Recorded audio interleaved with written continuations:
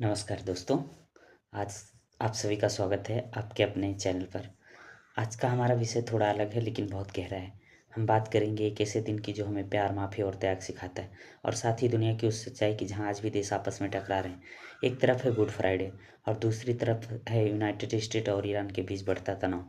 तो चलिए इसे एक आसान और कहानी जैसे अंदाज में समझते हैं।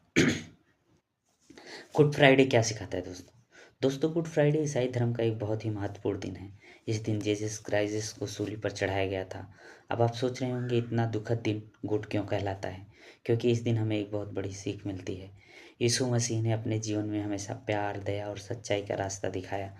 उन्होंने लोगों को सिखाया कि हमें अपने दुश्मनों से भी नफरत नहीं करनी चाहिए। सबसे खास बात, जब उन्हें सज़ा दी जा रही थी तब भी उन्होंने कहा, हे पिता, इन्हें माफ़ कर दो क्योंकि ये नहीं जानते कि ये क्या कर रहे हैं। सोचिए, जहाँ इंसान छोटी-छोटी बातों पर गुस्सा हो जाता है, वहीं एक व्यक्ति इतना बड़ा त्याग और माफ़ी का उदाहरण देता है। यही कारण है कि गुड फ्राइडे हमें सिखाता है, माफ़ी में ताकत होती है, प्यार नफ़रत से बड़ा होता है और त्याग सबसे बड़ा धर्म है। अब दुनिया की सच्चाई बताता हूँ। अब ज़रा आज की दुनिया को देखिए। क्या आज सभी देश प्यार और शांति से रह रहे हैं? शायद नहीं। दुनिया में कई जगह तनाव और संघर्ष देखने को मिलते हैं। इन्हीं में से एक है यूनाइटेड स्टेट और ईरान के बीच का तनाव। अमेरिका और ईरान के बीच तनाव क्यों है? तो दोस्तों, अमेरिका और ईरान के बीच ये समस्या नई नहीं है। इसकी शुरुआत 1979 में हुई थी, जिसे ईरानियन रिवॉल्यूशन कहा जाता है। इस क्रांति के बाद ईरान में सरकार बदल गई और नई सरकार अमेरिका के खिलाफ हो गई। तभी से दोनों देशों के रिश्ते खराब हो गए। अब इसके कुछ मुख्य कारण समझते हैं। पहला कारण जो है दोस्तों, अलग अलग सोच। अमेरिका और ईरान की राजनीति और विचारधारा अलग अलग है।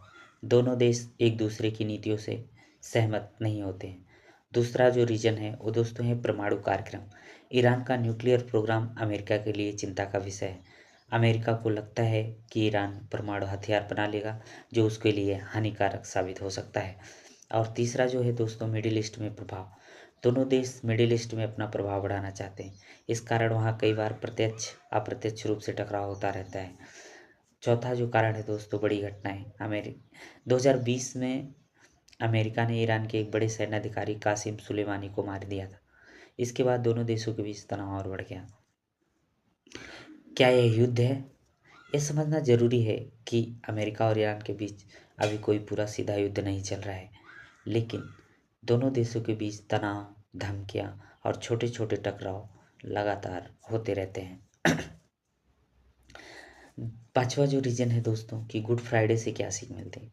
अब सबसे महत्वपूर्ण बात, जब दुनिया में इतना तनाव है तो क्या गुड फ्राइडे का संदेश कहीं खो गया है? गुड फ्राइडे हमें सिखाता है माफ़ करना, शांति बनाए रखना, दूसरों के लिए त्याग करना। अगर यही बातें देश भी अपनाए तो शायद दुनिया में युद्ध कम हो सकते हैं। लेकिन असल ज़िंदगी में देश अपने फैसले भावनाओं से नहीं, बल्कि सुरक्षा, ताकत और राजनीति के आधार पर लेते हैं। तो दोस्तों, हमारी सोच क्या होनी चाहिए? दोस्तों, हम भले ही देश नहीं चला रहे, लेकिन हम इंसान ज़रूर हैं। अगर हम अपने जीवन में गुस्से की जगह माफ़ी, नफ़रत की जगह प्यार और बदले की जगह समझदारी लाएं, तो हम अपने आसपास की दुनिया को बेहतर बना सकते हैं। इन्हीं भावनाओं के साथ आपसे विदा लेता हूँ। नमस्कार।